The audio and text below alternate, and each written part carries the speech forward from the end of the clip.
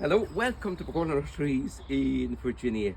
It's an evergreen clematis. It's perfect as a climbing plant on a wall, fence or arch. It's a clematis called Avalanche, and it's got an avalanche of white flowers like that, spring and early summer.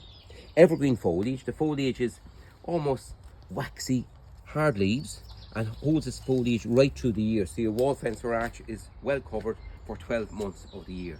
This is the time of year to plant Clematis Avalanche. There's some big ones and some slightly smaller, already trained on a frame. Now what I like about Clematis Avalanche is grow in a potted container or out in open ground.